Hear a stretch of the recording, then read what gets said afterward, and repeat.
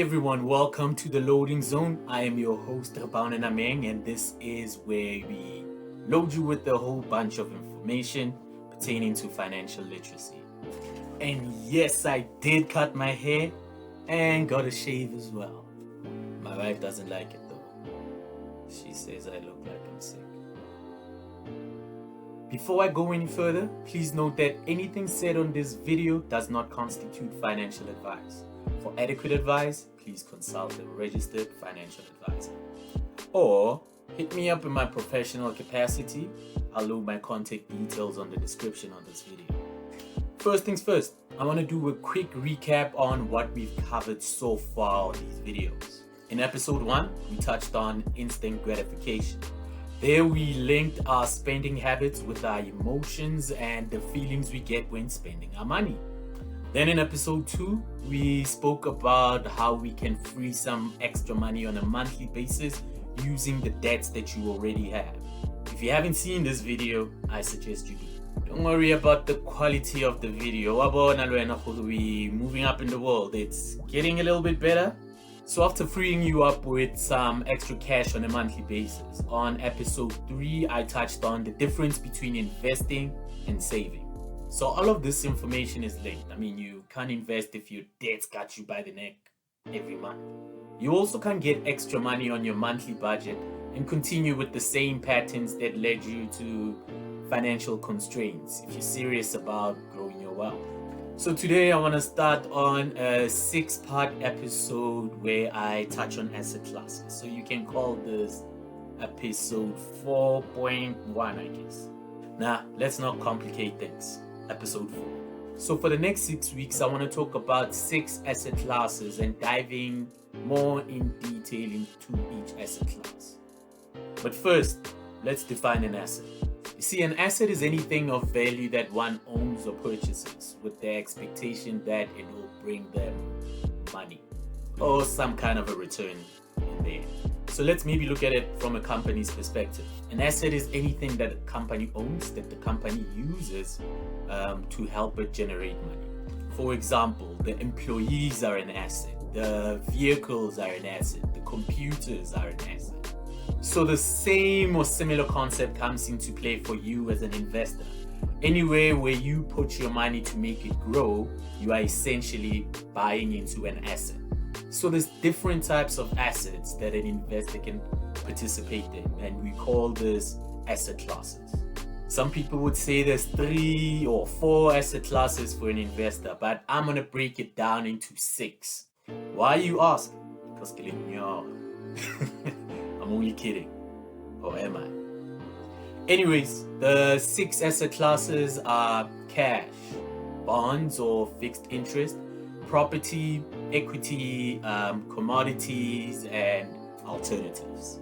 One needs to have knowledge about these asset classes in order to build an investment portfolio or even go into a portfolio that has been pre-built for that matter. So in today's episodes, I want us to talk about cash as an asset class. So cash are liquid assets. This means that you have access to the funds when you have an emergency within a reasonable amount of time.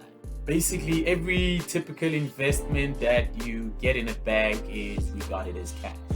Cash in its nature is a short-term investment and it carries a low risk. But there's no such thing as a risk-free investment, even with money in your bank savings account. Banks have closed down before and they still will close down. So when we say cash is a risk-free or relatively low-risk investment rather, it's just a matter of how likely it is with the red tapes and legislation that's in place to protect this from actually happening. But it happens. Sure does. Google it if you don't believe me. Cash also turns to carry inflation risk, meaning if you stick to cash long enough, although you see the returns on it, when taking inflation into account, you're basically losing money.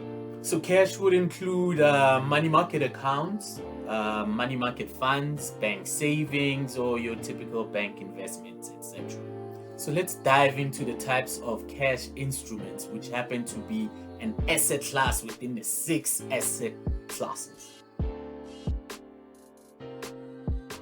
A fixed deposit is a type of investment you get in a bank where you are given a fixed return at the end of a fixed term. You can place your money in this type of account for a few months, years, whatever the case is which you have determined with your bank. The length of how long you put it for will determine how much your bank is willing to give you as a predetermined rate. So basically, the longer you invest for, the higher the interest becomes. In a fixed deposit, you are penalized for breaking the contract when you need to get access before the term is over. And the longer you would have been invested for at the time when you want to get your money, the lower the penalties become. You're unfortunately not able to contribute to this on a monthly basis. You also don't pay any commissions on these kind of investments. This is an investment where you're given interest on your investment and there is no fixed term or period for investing. You do, however, have to give the bank notice in order for you to get access to your funds.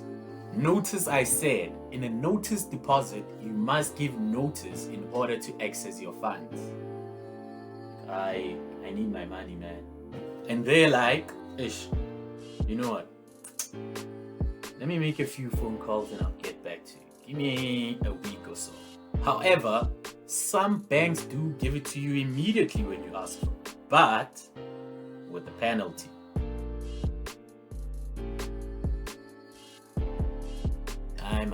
Do I even need to explain this? Man. Money market accounts are, in my opinion, the best place to have your emergency funds at. It's basically an account with the bank, but you normally can't do transactions on it. So you would usually have to transfer money to your day-to-day account in order for you to have access to the funds. So if you're invested with the same bank, you get your money immediately. Money market accounts usually have a minimum deposit requirement of 20,000, depending on which bank you go to. You're also able to add extra onto the investment whenever you have a little extra. There's also no fixed term in which you are investing for. Not to be mistaken for a money market account. A money market fund is usually found in a unit trust or an endowment. We'll touch on that at a later stage. Baby steps. The key difference is that it is not a banking instrument. So you usually get it with a financial advisor through an asset manager or an investment house. Here, whenever you need access to your funds, you are able to get it within 3 to 5 days after completing forms or sending an instruction to the investment house.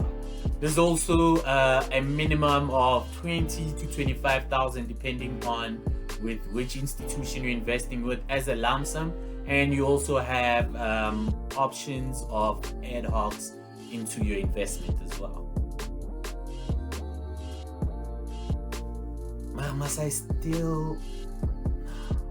Okay, savings accounts is where you put your money and you get an interest in a bank, and yeah, it's usually not the best return out there. Seriously, you can even get a 1% saving account out there.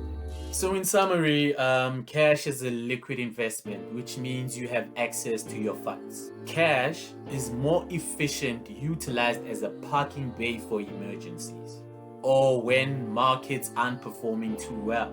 A cash investment is not to be used for long-term growth. Although cash is king, when we take inflation into consideration, it doesn't do much to grow your wealth. With that said, it's time for me to love and leave you. Thank you for tuning in. Please do not stop liking and sharing, subscribing, and forcing your friends and family to subscribe as well. Have yourself a lovely week ahead. My name is Baune Naming, signing off. Let's get loaded.